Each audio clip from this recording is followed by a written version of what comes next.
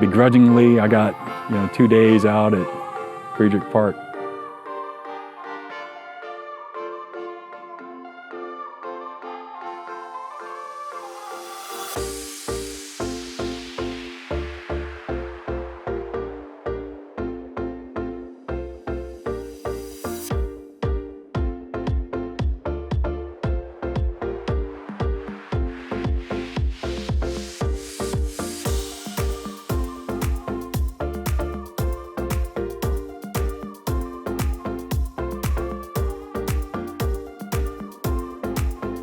So the plan is in March of 2021 to do the Baton Death March, which is a full marathon out in Las Cruces, like at the White Sands Missile Range or something like that, in honor of the actual Baton Death March. We've been looking for places to train on hiking because we're not gonna run it, we're gonna hike it. But we're not hiking with like full packs. It's a little bit weird. We're gonna get more into that in the future. What we do wanna do is hike with distance in mind and elevation in mind, right? You want to try to train how you fight. So a friend of mine at work was saying that I should try out Friedrich Wilderness Park because we were talking about trying to find places that had different elevation. So I'd never been there, never even heard of the place, right? Lived here for 10 years, never even heard of the place. I used this app called All Trails, and I looked it up on there, saw that it's up to 10 miles of trails in that park out there. It's a wilderness park, which is kind of weird.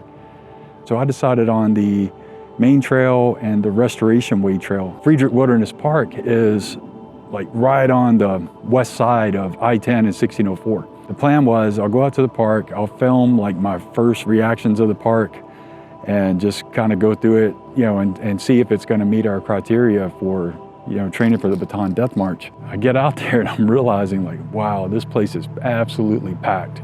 So it's not even 8 o'clock in the morning and I'm having to park out on the street. I end up actually doing 2 days of hiking out there. It's textured, it's beautiful, it's varied. There's like green tunnel, so it's not like super exposed, but there is exposed sections to it. The trails are pretty easily marked in places. There's like these posts out there and they're like 4-point posts.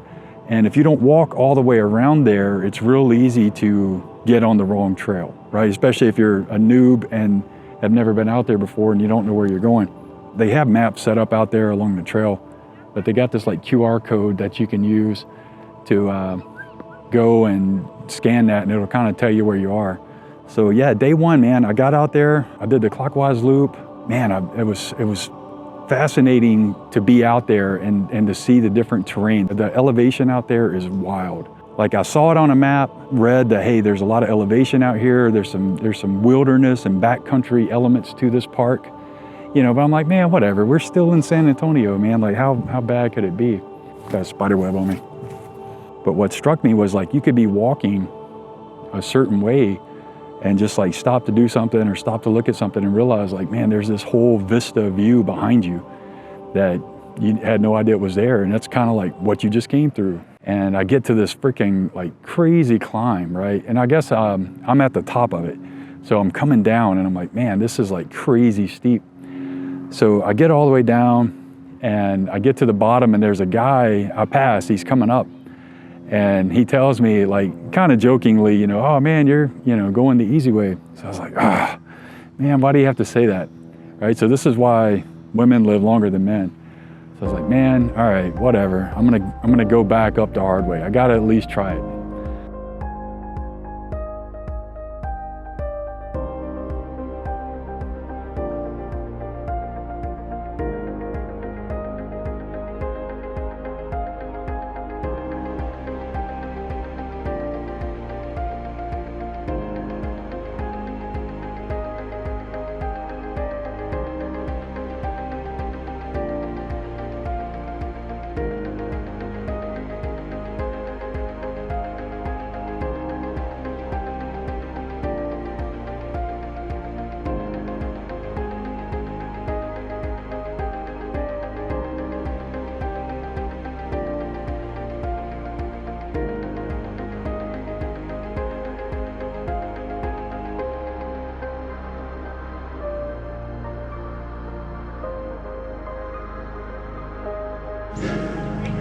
Imagine having that house.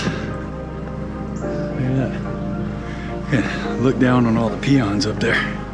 So I climbed back up there, you know, whatever, no big deal. It was harder. That spot, it's harder going up, but it's more dangerous and scary coming down. And I hope that makes sense, but like coming down is no joke on that either, right? It's tricky. So on the first day, coming back down on the descent, the second time I was coming down the steepest part right up there by the water tower, this lady was, man, she was freaking out, right? She was having a hard time. She had been coming up, right? It's fine when you're climbing. So I don't know if you caught it, but the girl was scared walking back that way, because that's like coming up, it's easy. You're just looking a few inches in front of you, but once you get up there, you can see out and you see how high you are and you can see how steep this is. She was freaking out. And that's what happened. So as soon as she saw how high she was, she started freaking out. But she kept going. And like, man, kudos to her. Like, people out there overcoming their fears, because I mean, that place is not for the faint of heart, man. Like, you got to have at least somewhat of a fitness level to do that, because it's super steep. There's, you know, 3 and 4 foot steps you got to get up there. It's loose, it's rocky.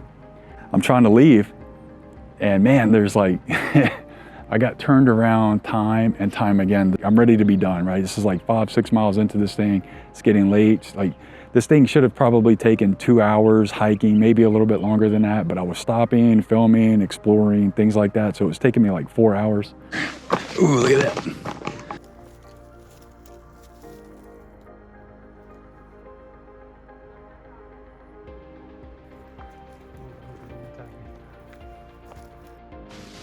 It's okay, buddy, it's all yours. Now I feel bad. I messed the poor porcupine up. He's already looking like he's having a rough day, right? My routine when I'm getting ready to finish a long hike is I always start thinking about what I want to eat when I'm done. I don't know. I did a meal prep yesterday. Ooh, should stop by Smoothie King. They got a vegan chocolate banana one that's excellent. So daydreaming about Smoothie King out here makes you go just a little bit off course, but that little bit off course cost you this. I got lost, right? Like multiple times over. This lady had to have thought that I was stalking them or like messing with them, because I passed them like 2 or 3 times. I kept getting turned around. All trails will tell you when you get off route, but it doesn't tell you like right away.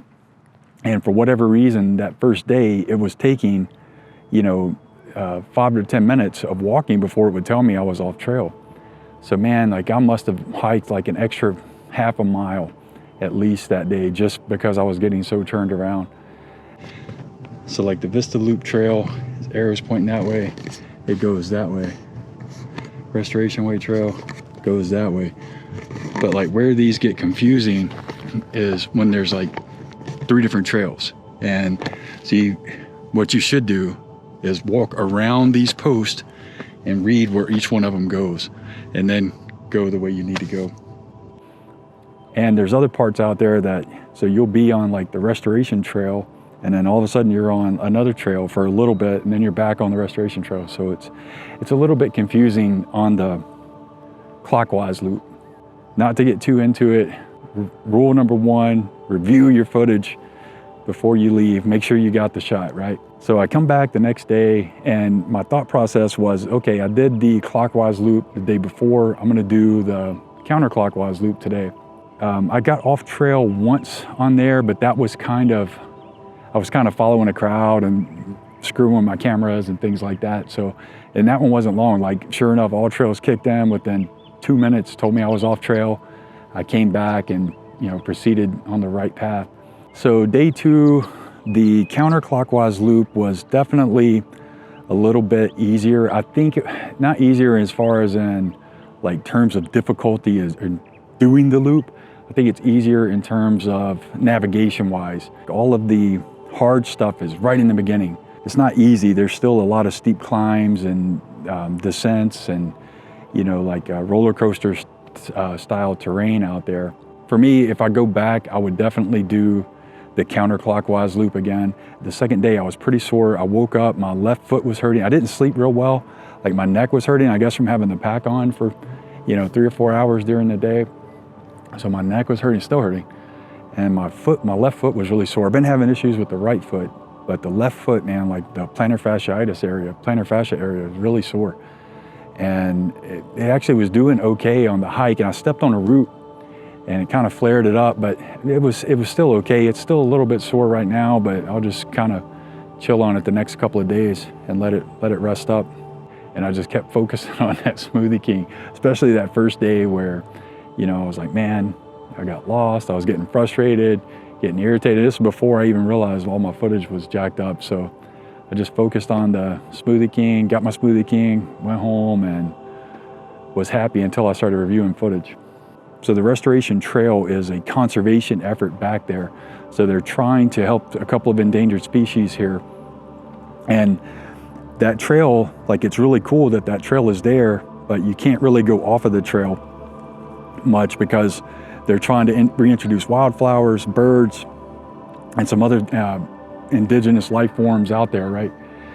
So I would say as far as backcountry shakedown hikes, it is good, but there's not a lot of running water sources that I saw, and you would have to get into those the restoration areas to find water sources, which would kind of defeat the purpose, right? Because like in my conservation focused mind, I'm thinking like, man, this place is a good example for what conservation efforts can be in the future, and hopefully could be an example to other parks in the world, especially in the United States, that want to keep their wilderness areas, but also let people come out and enjoy the beauty and stuff out there, because that park is clean. There wasn't much trash back there. There wasn't many people back there like goofing around or whatever. I did see a couple of guys smoking weed, but that was like more up toward the front. But like, man, that park could be an example for what other parks could aspire to be, as far as like introducing the wild with like human civilization. I hope that makes sense. So people can go out to those places and not destroy nature and take care of it.